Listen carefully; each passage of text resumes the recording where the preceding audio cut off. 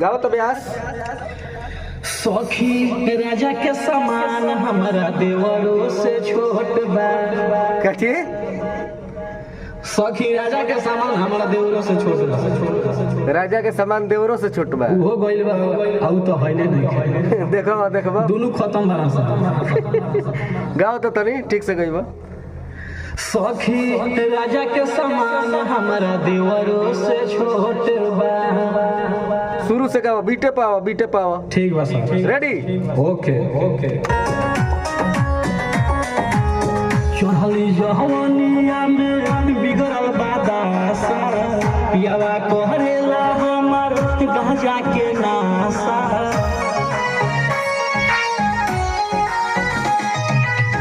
चढ़ली जवानिया में बिगड़ल बादासा, पियावा कहरेला हमार गांजा के नासा। मिलत न केहू के हमारा सपोर्ट बा। सखी राजा के समान हमारा देवरों से छोट बा। सखी सैया के समान हमार देवरों से छोट बा। क्या बात है अंतरा?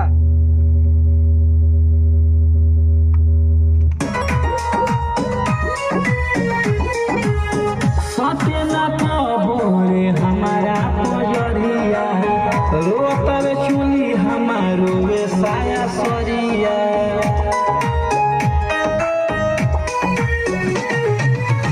सतना कबोरे हमारा पजरिया, रोतर चुली हमारो वे साया सरिया। देखे में दहिया एकर ऊपर से मोट बा।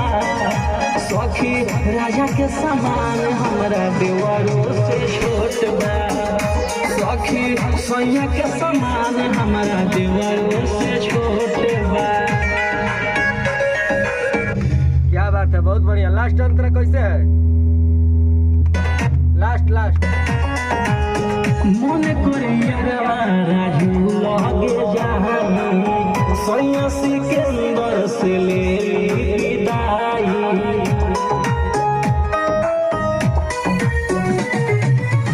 मन करिया राजू लगे जानी, सैया सिकंदर से ले विदाई।